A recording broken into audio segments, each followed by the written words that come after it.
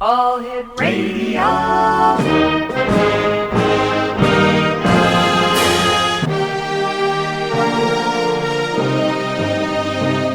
Welcome to the X Zone, a place where fact is fiction and fiction is reality.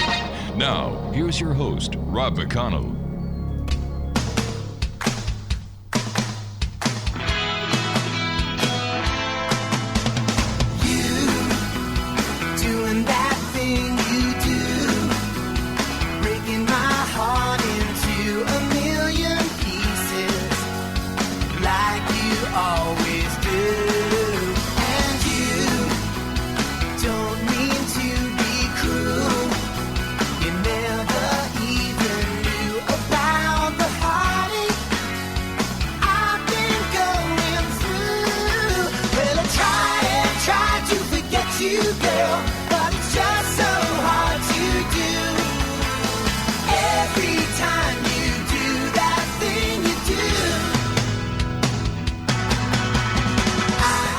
And good evening, one and all, and welcome back to the X Zone. I am Rob McConnell, and for the next 2 hours, I am your host. I am your guide as together we cross the time-space continuum to this place that I call the X Zone.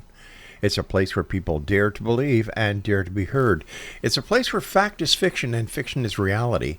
And the X Zone comes to you Monday through Friday from 10 p.m. Eastern until midnight, right here from the studios in St. Catharines, Ontario. And you're listening to us around the world on your hometown radio, Classic 1220 and classic1220.ca. If you'd like to send me an email, xzone@xzoneradio.com and or xzone@classic1220. My guest this hour is a gentleman we've had the pleasure of talking to before. His name is John MILOR, and he is the author of 13 books, published all books, and is most importantly known for his pioneering research into the field of Christian ufology, a combination of ancient theory and end-time prophecy. Now, he has been a paranormal researcher for, almost 30 years now. John's interest in understanding the paranormal began at a young age after his grandmother's tale of a UFO over 100 years ago. His great-grandmother's tale is unique because she was the wife of a minister. Joining me now to tell us more about this fascinating story with his grandmother, as well as talking more about UFOs, things that go bump in the night, is our friend, John MILOR. And John, welcome back to the X Zone. How are you, my friend? Hey, thank you. I'm doing very good. Good. Welcome back. Always great having you with us, John. Tell us, for the listeners who may not have heard you the last time you were on the show, tell us a little bit about yourself and how your grandmother's story inspired you. Okay, so I was always a spiritually inclined kid, so that's part of my background. My story with UFOs, though, in particular, goes back to my great-grandmother, wife of a minister for 60 years plus. So they were retired, and my mom would leave me at my great-grandmother's, me and my brother, my great-grandparents, from time to time growing up. And I do recall a time back in 1975 when she let the family know that when she was a little kid, she saw a UFO. And this happened on the plains of Kentucky.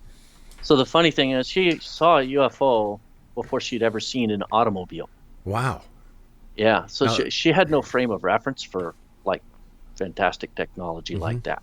And being from the Bible Belt and from a very devout, very strict family, her mother like didn't buy things like comic books or anything like that, and they lived out in the middle of nowhere in Kentucky. So when her and her sister saw this thing, they were like, "What is that?"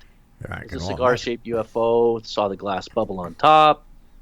The occupant was so close as he flew by, he turned and looked at him as he flew by. And unfortunately, questions that I have nowadays that, I can't go back in time to, when my grandmother was still alive and ask her if that was a humanoid, human looking or gray alien looking or different, or what did that dude look like? So basic questions like that, I am not there to ask, but I do remember this story, and she was very serious about it. She announced it to the whole family at a gathering and dropped the newspaper after reading this article about a UFO wild goose chase in Madera County that happened just recently. And this was back in 1975 before they came out with a movie, Close Encounters of the Third Kind. Right. So that scene in the movie, that opening scene where you see the cops chasing this UFO around the countryside, that literally happened in Madera. Now, I'm not saying that didn't happen somewhere else, and that's where they got the story from. I have no idea where they got that story from, but you could have copied and pasted the article that my grandmother read and put it into the script for that movie, because that's what happened. And after reading the articles, she dropped the newspaper and said, when I was a little girl, I saw a UFO. And she told the family about it. And then her and her sister saw this. Then her sister died shortly after that. So she had it to herself for the bulk of her life. And reading this article brought it all back. So she's like, I got to get this off my chest. Because her mother swore her and her sister to secrecy, like, just don't you ever tell anybody about this again. Mm-hmm. I guess she was concerned for, family honor and not wanting people to think they were insane or, whatever. It was too weird. So they did what she said, and they didn't say anything until like much later in life. And now grandma's reading about this in the paper, and she's like, I don't care what people say. Those things are real. So this was my great grandmother, and for most people, they would think, okay, if she said she saw an angel, which she did, by the way, an angel saved her life on one occasion. And she was literally healed by Jesus himself, she said, because she had a stroke and she was in the hospital, paralyzed, and she said Jesus walked into the hospital room and healed her. She walked out the next day. So wow. You could argue with her, like, no, I don't think that was Jesus, and you're left with explaining how in the world she recovered. Doctors didn't know if she was going to talk again, much less walk. And she walked out. No problem. Like nothing ever happened. And the way she was, if you knew her, you might not even doubt the Jesus part. You'd be like, if Jesus is going to come heal somebody, it would be you. So that's the kind of person she was. So this UFO story was like a mixed metaphor, completely out of context. It's like, you're not used to hearing that from somebody. But with her, she never had a problem. There was no discrepancy, well, this doesn't add up. She wasn't getting into the weeds with, according to the theory of evolution, it's with her, they were just both real. The Bible's real. UFOs are real. Aliens are real. So what? But with me, of course, I became this paranormal nut when I was a kid. I had literally an encyclopedia that my mom bought me of books. And I read all their contents and I memorized all this paranormal stuff. And then, of course, I started buying books and stuff myself. I became like Fox Mulder, And I was just like, it got to where it wasn't enough just reading. I wanted to go ghost hunting, so I got into that. I got into trying to astral project, trying to channel spirits, self-hypnosis, tarot cards, interpreting dreams, palmistry, you name it. I was all into this stuff, trying to find certain things, and I had all these paranormal things happen to me growing up. Because I was big time into seeking stuff out, and ended up getting my house infested with demonic stuff, and kind of made life hard on myself at some point. But all of these things were kind of dormant until I became a believer and started going to church, and then suddenly, the blinders were off and all of this stuff came back. That's a very condensed version of my youth. Now, John, you were in the military. I believe you were in the Air Force. And how did your quest for knowledge in the paranormal coincide with your military career? So I kind of had to keep it on the down low, especially in the Army.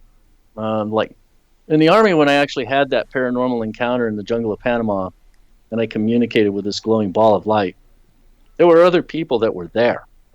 My team leader literally witnessed this. And instead of being astonished that I communicated with something that was not of this earth, he instead chose to mock me and say to other people that I summoned it. And they turned it into a joke fest and pretty much shut me down. Like, I can't talk to these people about what I saw because they're just going to ridicule me. And I couldn't get anywhere with it. So I never reported it past my team leader, what happened. Besides, he was there. He Right. saw it with his own eyes. And yet, all he could do is just use it to tease me.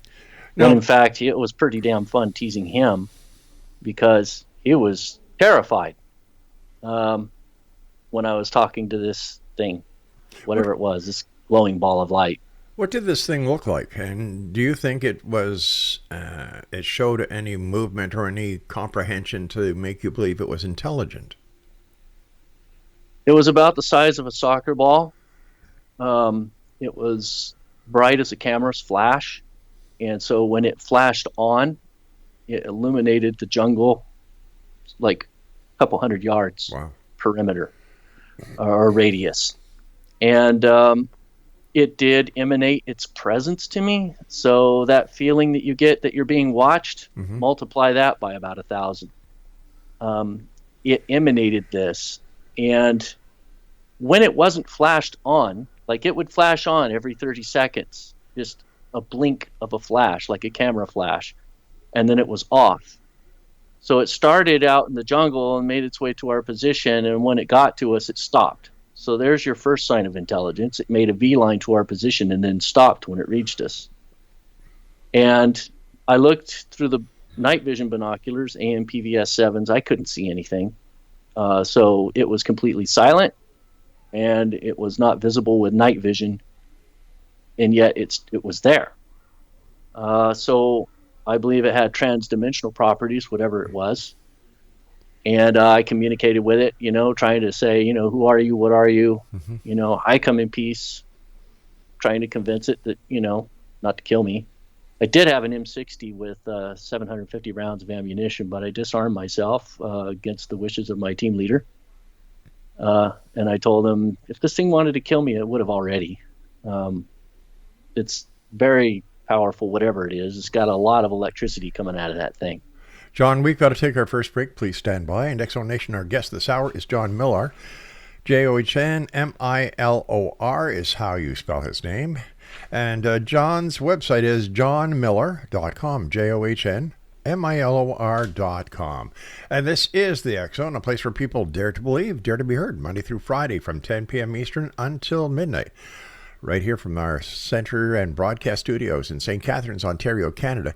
And you're listening to us on your hometown radio, Classic 1220, and streamed around the world on classic1220.ca. We'll be back. Don't go away.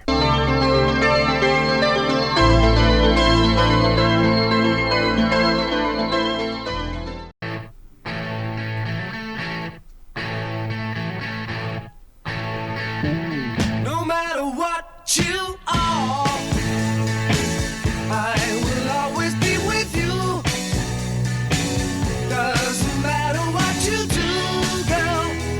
Ooh, girl, with you. No matter what you do, I will always be around. Won't you tell me what you found, girl? Ooh, girl, won't you? Knock down the old gray wall. Be a part of it all. Nothing to say, nothing to see. Welcome back to the X Zone. I'm Rob McConnell. My guest is John MILOR, and his website is johnmilor.com. Now, John, take us back to the forest or the jungle in Panama where you saw this orb. After you had this experience and you took it, it was real because you were there. I can't understand why your team leader would take that attitude that, it wasn't real or that he hadn't seen anything, especially since it was right there with you guys. Yeah.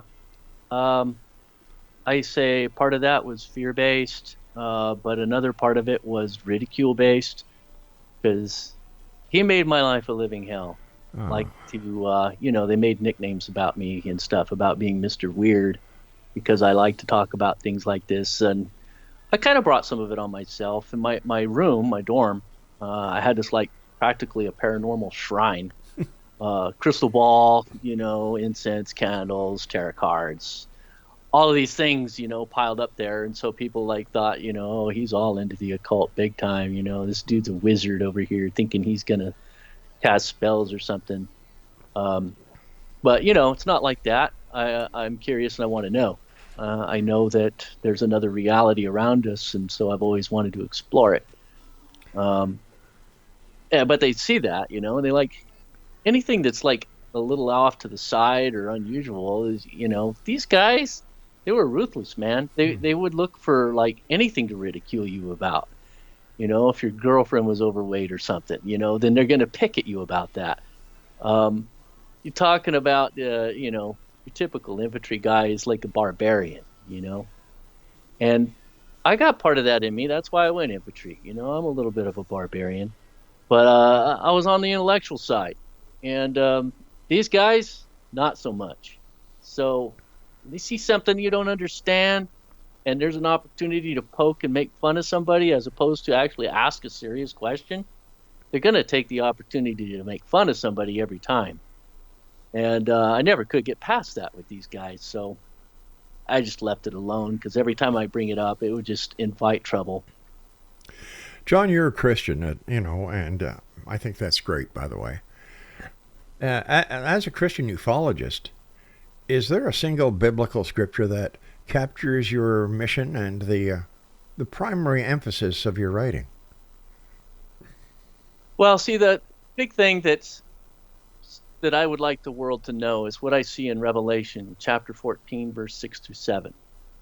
And then I saw another angel flying midair, and he had the eternal gospel to proclaim to those who live on the earth. So most of the people read that and they just kind of dismiss the fact that this is an angel proclaiming the gospel to people. And this is going to happen in the future. So what's that going to look like? And it's flying in the air. Angels usually fly in chariots. We see other examples of that, like in 2 Kings, Ezekiel. So are we going to see UFOs in the future associated with the gospel? Very possibly. These are good guys right here. And what's this angel saying?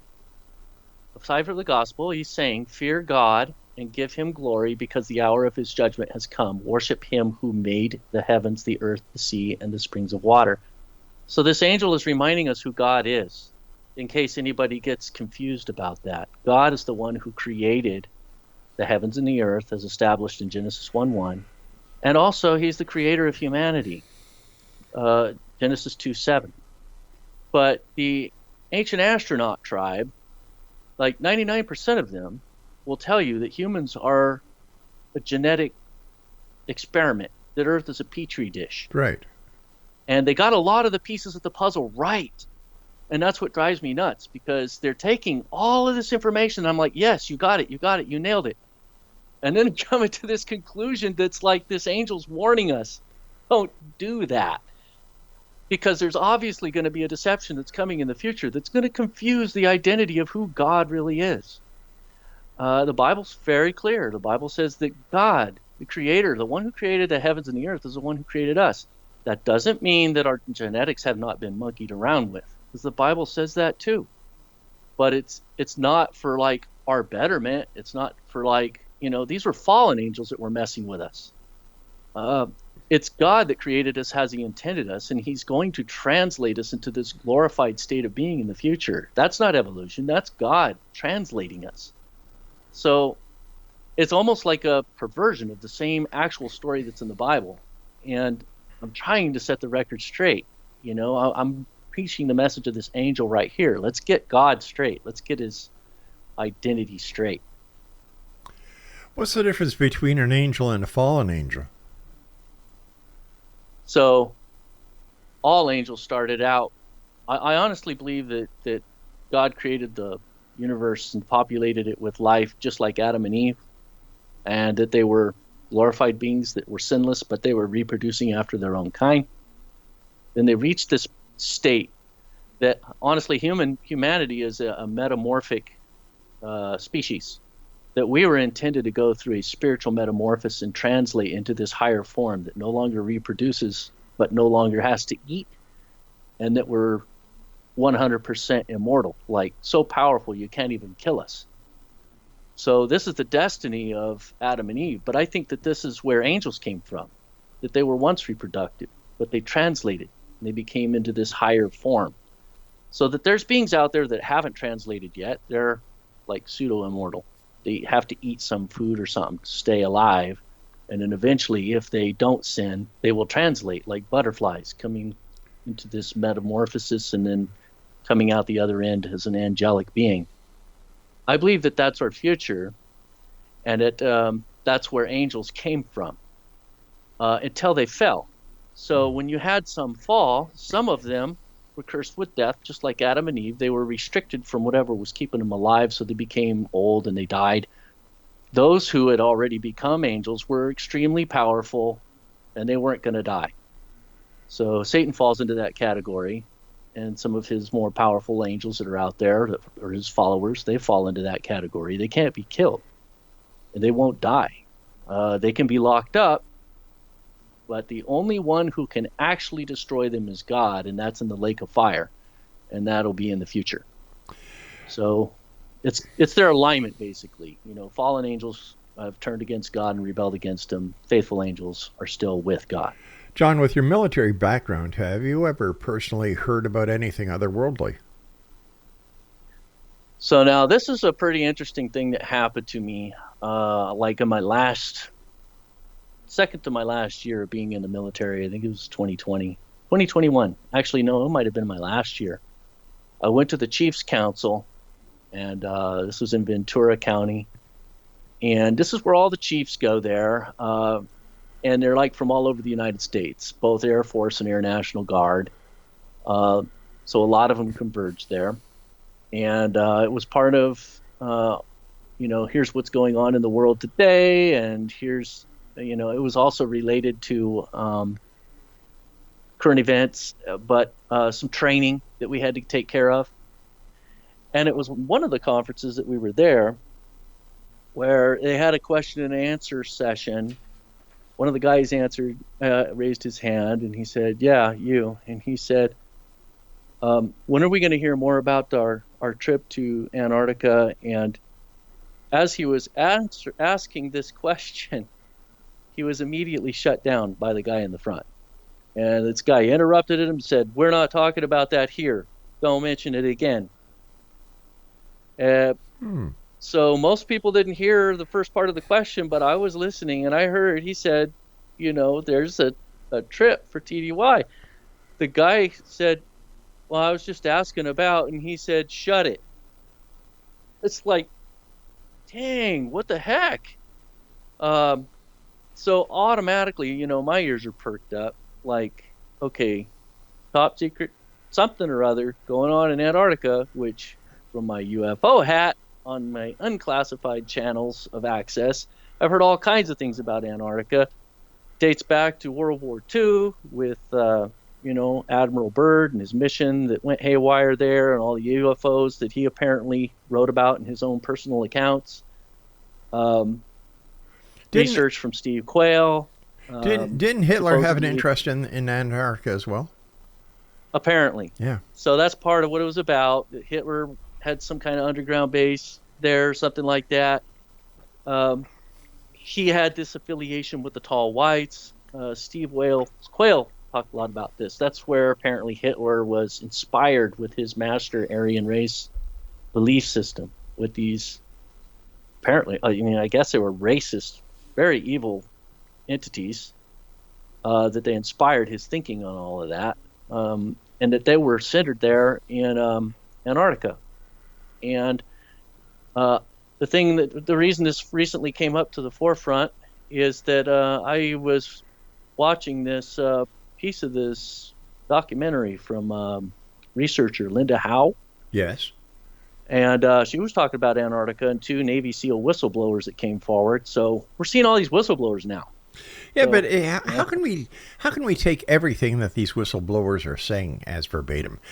I don't understand it when you have these members of the military who take this oath, and I can't see how you can just break your oath and open your mouth and spill all these top secret secrets. It makes no sense to me. And if they do that, John, what does their word mean, and how can they be trusted? Well, there's an answer to that.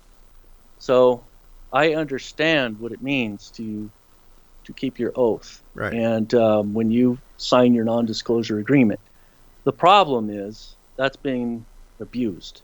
When Congress is asking questions and they're shut down, and even the President of the United States is told you don't have access, then at what point are the people having any say in what's going on? If even the president is told that he's denied access, that's wrong, in my opinion. That's absolutely wrong. I can see both sides of that coin. I really can, because the president isn't there for life. All he's there is maximum 8 years, right? Well, that's how we get the deep state. That's how we get the CIA doing all this corrupt garbage that they're doing above the law. I mean, they're able to murder people straight up. They're able to cheat in elections and do all kind of nefarious, horrific things and get away with it because they have so much authority, so much power, basically just stomp all over the Constitution. And then when you start to object to it, they say, this is classified. This is a national security situation. You have to shut your mouth. But hold on. I understand that this can be frustrating to some people. But isn't the venue of the CIA outside of the continental U.S.?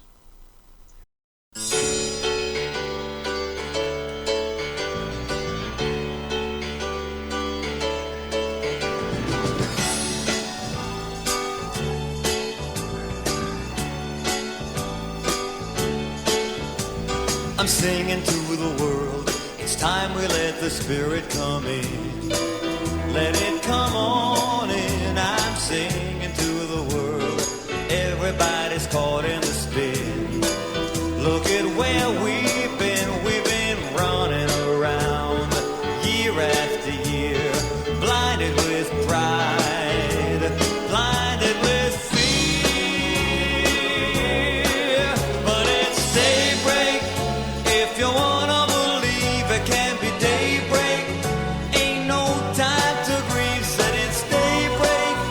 If you'll only believe and let it shine, shine, shine all around the world. Thank God. Exonation, John Miller is our special guest, www.johnmiller.com, and we're coming to you from our broadcast center and studios in St. Catharines, Ontario, Canada, on your hometown radio, Classic 1220, and streamed worldwide on classic1220.ca. John, you and I were talking about the CIA and where its jurisdiction is supposed to be according to its charter. And, we know that the CIA has been operating on the mainland USA. There's plenty of evidence of that, even in the JFK assassination investigations that are still going on after all these years. If this is, I don't understand why the American people who have the right, according to the Constitution, to fix all these problems that they're having, why they just don't do it. Yeah, it's hard to say. I mean, our government's too big. It's too powerful. It's coercive. When they want something done, they just push until they get it done. I mean, look what we have, with the J6 thing. That's as close as we can get to a, actual civil war these days, which Right. it was not hardly anything. And the only person that was, like this one unarmed lady was killed. So it's not like any police or guards or anything. She was one of the protesters who was killed. So that's not really much of a resistance, if you ask me. Pretty weak, the 574 riots that happened all that year were much worse than that. But that aside, I honestly, to go back to the question that spawned it, I think that there are things that are going on in our government. They're hiding it. They're covering it up. So they came up with this Whistleblower Act in order to flush these people out and supposedly try to protect them and expose, like, what are these programs you're working on? And how come you're not giving us access? So even our own Congress, this is their attempt to try to address this, and they're having a hard time doing it. Well, when you look at what the latest congressional hearing on UAPs, UFOs, and you had the two airline, you had the airline pilots, you had the two military, and then you had David Grush there. And every time a congressman asked Grush a question, and the whole point of this congressional hearing was to get to the truth, get to exposure. Nothing happened, really. Absolutely nothing, because whenever Grush was asked a question, well, I can't get the information out of here, we have to go into a secure setting. Well, why bring Grush on in front of the American people if you're going to pull this dog and pony show? Yeah, it was kind of weird. They did mention things, though. They did mention the technology was non-human. Well, wait a second. It's kind of goofy that the way they jump around the word game there, but yeah, and then they mentioned non-human biological entity. Well, once again, they mentioned it, but Grush had no first-hand knowledge of this. It was all hearsay. Mm-hmm. So if it's Grush really hard getting to the bottom of it. If Grush would have said, "I saw this, I saw that," but he didn't. Anything that he came up with was second-hand information. So what good was it having him there? Then they go into a skiff and discuss who knows what. Probably anything could happen in there. Money exchanges hands, threats exchanged, who knows what. And then it just kind of fizzles out from there. Yeah, because nobody's But talking. honestly, I mentioned it in my book. What's going to make that all come to an immediate end is when the UFOs themselves just decide, okay, we're done hiding, we're coming out now. Then why don't they? If they're there, why don't they? There's different reasons. So, from a biblical perspective, we have factions. Even among some of the ancient astronaut people, they've concluded some of this, that there are competing agendas. But there really are competing agendas. There are good guys. There are bad guys. There are ones, the Archangel Michael, for example, is known as the protector of Israel, according to their ancient literature. That his army, that he has a military force in a higher realm of existence over that nation, and he's been protecting them. So, well, wait a second. Let me ask you this very simple question: why do they need the dome if they have the angels? Well, there's what people, it's not necessarily, walking around out in public eye. These angels and their society and everything that they do is with them. It's not with us. So they're not necessarily just open contact with us. Well, you see, this is what boggles the mind of people. You hear all this stuff about the angels. You hear all the stuff about, the different factions of UFOs. You hear about the government conspiracies, the shadow government, the deep state. But nobody comes up with any proof. It's great. So far, we're still in a kind of a shadowy... Since 1947, John? Yeah. This is what is so hard for people to understand and grasp. If the UFOs are here, why don't they just land? Land on the White House lawn, land in there's a timing to this. So I believe it has to do with a strong delusion. That's why I think the Bible is key to understanding their behavior. The Bible is great for Christians, but what about the other religious philosophies around the world? They're part of it too. I found the Quran has plenty to say about it and how Jesus will return, who they say will be Jesus, who will return to the earth in the future, descending between the wings of two angels. which I have my own ideas about what that's going to look like. Okay. I think the bad guys are intentionally preventing. They're intentionally not exposing themselves because they're building up for a grand finale, and all of this talk and curiosities and all of these programs and stuff is to build up the anticipation for when they do arrive, because it's going to be a spectacle when they arrive. People are going to be like, wow, like that opening scene on Independence Day where they walk outside and look at the sky and it's just they're fluttered across the sky, right? I see that as being a distinct possibility, that when they show up, they're going to show up and it's going to be in a very big and public spectacle way. And then everybody's going to have their theories like, oh, this is just us putting on a show, or, and then there's going to be these otherworldly beings. I believe that they'll be humanoid. There'll be some humanoids among them, and they'll look just like us, maybe slightly larger head, but you may not even be able to tell.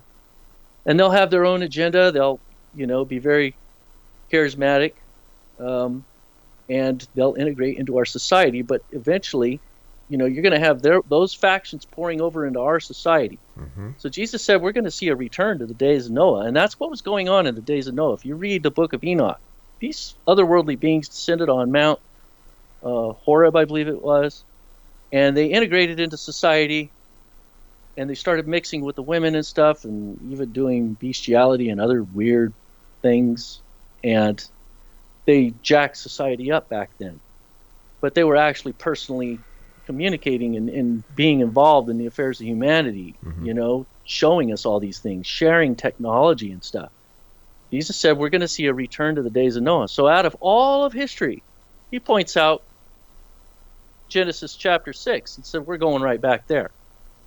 That's why I believe that there is going to be something in our future that's going to be a reality of this getting put back up in our face. So what effect do you think this will have on humanity and the world? So a lot of people who do not have any faith at all or any firm grasp of faith or whatever, this will be like, oh my gosh, now it all makes sense. Because something in their gut will say, there's been a reality here all along. We all knew it. We all felt it in our gut. There's something real here. So that's what makes it so believable, because it has so much truth to it, the deception. But the fact that they'll be able to take people in and lead them along toward a certain very specific narrative. We planted you here. We're your genetic creators. We have a presence here from ancient times. Look at ancient relics that we could find and point to. What if there really is something beneath the ice, like Linda Howe says? All of that would actually fit with this deception. It's all real. It's not fake. We didn't create it. It could be actually genuinely real from a relic from Lucifer's angelic kingdom when he ruled over this planet, possibly millions of years ago. But once again, this is all theory.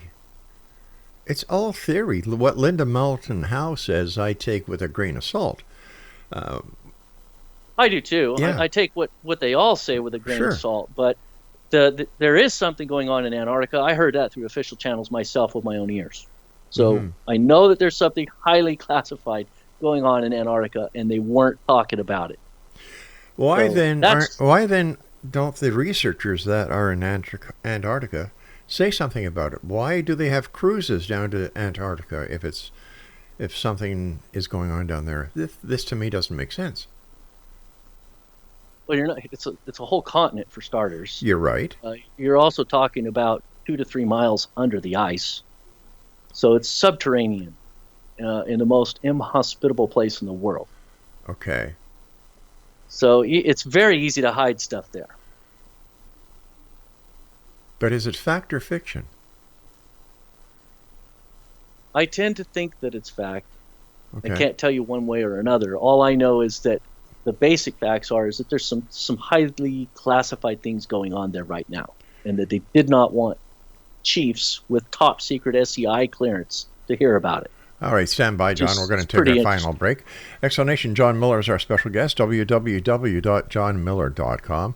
And more of this fascinating conversation when we come back as we continue from our broadcast center and studios in St. Catharines, Ontario, Canada. right here on your hometown radio, Classic 1220. Don't go away.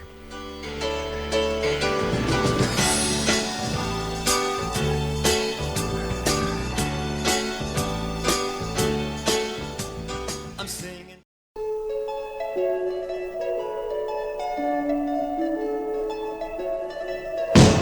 Wouldn't it be nice if we were older, then we wouldn't have to wait so long? And wouldn't it be nice to live together in the kind of world where we belong? No, it's gonna make it that much better when we can say goodnight and stay together. Wouldn't it be nice if we could wake up in the morning when the day is new, and after having spent the day together, hold each other close the whole night through? But happy times together we John Miller is our special guest for this hour, www.johnmiller.com.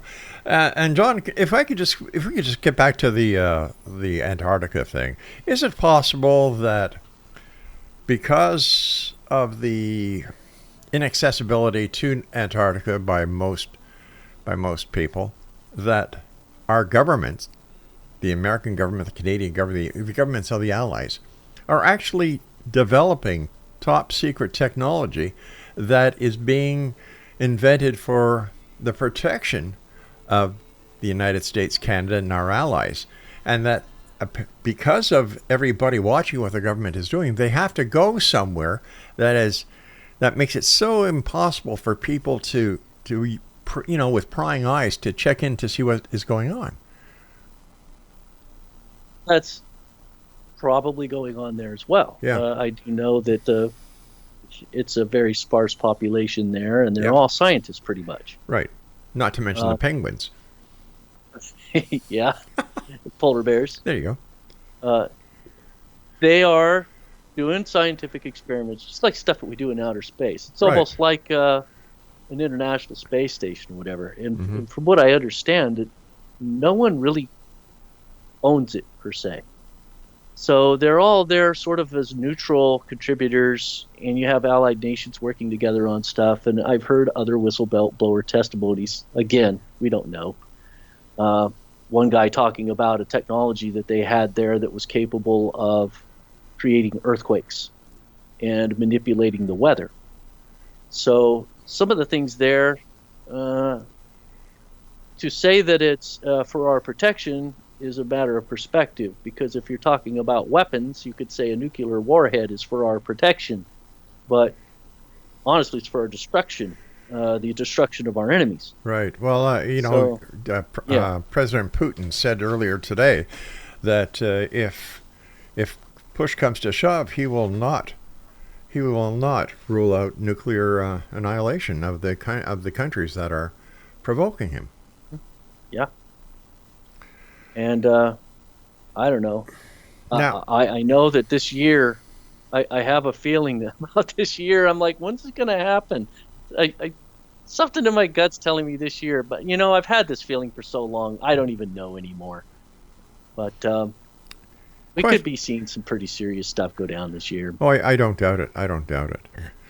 Here's a question for you. If in the event that it was getting close to somebody pushing the nuclear button, do you think that the ETs would interfere? Good guys, yes. And I think they have actually done that before, maybe more than once. So I don't know if you knew about, even on a much smaller scale, they've done it all quite a bit. But you see these different elements in history where ETs have played a part in human affairs, and it's even documented in the Bible. The entire Assyrian army, 85,000 troops were wiped out in a single night by a single angel. So these beings have interfered both defensively as well as offensively. And they did it in the past. They're probably doing it now. And we'll see more of that in the future. When it comes to the biblical accounts, for example, Sodom and Gomorrah, where those two cities were wiped out by what resembles a nuclear blast. How much of if all this ancient know-how was one time upon this earth, what happened to it? There's still evidence of it in some places. I was watching this documentary, and you can also search the term O-parts, out-of-place artifacts. Okay. But they found this dump, a large landfill-type area where they were excavating, and it was a fluke that they discovered it, but under a microscope, electron microscope, I believe it was, they saw evidence of like filaments and microcircuitry inside the soil, fossilized microcircuitry. So probably Google it and you could find it. They actually have the pictures of it that are out there. I've seen them, but like these little tiny screws and little swirly filaments, and there's no way that came from nature. And there's millions of these fragments that were in the soil in this one location. So they said this is exactly what you would find if there was highly advanced technology that existed a long time ago in this location. So you see how quickly a city can go to ruin. They've done shows on that, the day after kind of thing, and we have Chernobyl to look at. But a city can actually, in about 100,000 years, you can't really tell a city ever even existed, even big, huge concrete structures and whatnot. So we're talking about technology and civilization that existed potentially, hundreds of thousands to millions of years ago. You'd be hard-pressed to find anything. But how would that affect evolution of the creatures or the animals or whatever are left after this annihilation? So, yeah, according to your typical biology book, one that I have, says that there were 5 mass extinction events in Earth's ancient history. Right. Which, the way I interpret the Bible, that fits. If Satan had an angelic kingdom here on Earth that were partly angels and partly, mortals like us, like Adam and Eve, right? They could be killed. And if Satan's rebellion against God took the place of millions of years, which I would think that it would need to, the Bible says that the number of angels that exist are beyond the ability to number, and Satan managed to deceive a third of them. That had to take a long time. And Isaiah 14 and Ezekiel 28, read those. They will tell you about Lucifer's ancient kingdom. He used to be on Earth. He had a throne. So he was a king. He had subjects. He was in the Garden of Eden. So his kingdom was centered here, and we see evidence of some ancient civilization, like on Mars, those buildings and pyramids and things like that. I thought they were discredited, the photos from Mars. Yes and no. Different people have different takes on it. But I tend to believe that there was something there. They do know that there used to be oceans on Mars because they found sediment there. So it's likely that there was an atmosphere and that there were oceans and that it was struck by something devastating that wiped out everything that was there.